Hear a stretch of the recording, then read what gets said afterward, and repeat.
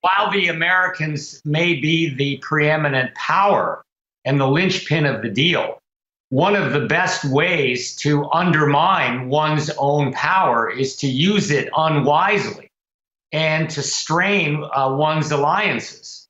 And it is certainly putting a severe strain between the United States and the European Union, the threat to walk out of this deal and to reimpose this secondary boycott, the extraterritorial sanctions. And now that the world has gone through this once, there is the opportunity to figure out lawful ways to circumvent a secondary boycott. For example, invoicing Iran's imports and exports in non-dollar currencies, or setting up corporate entities that are outside the jurisdictions where the sanctions would be applicable.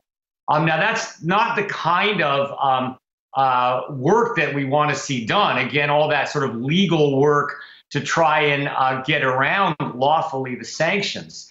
But I would not say that it's impossible for this deal to go forward without the United States. Certainly, there's a lot of planning going on in law firms and corporate boardrooms to this effect. And then a second point I might make about the oil market, which is getting a little closer to your question, is that there's sort of two competing visions out here.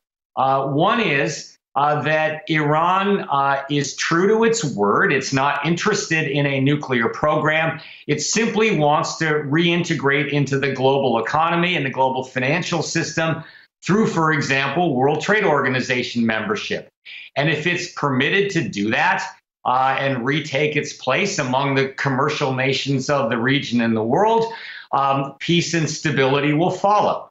The second darker vision is that Iran needs to be isolated and it cannot be trusted, and that the best way is to keep it in some sort of cage. And that's the vision of that's the vision behind withdrawing from the sanctions. So which vision you pick sort of depends on your perspective on this. I personally prefer the positive, optimistic vision. I don't think the world is more stable with countries that are thrown into a cage of autarky and isolation.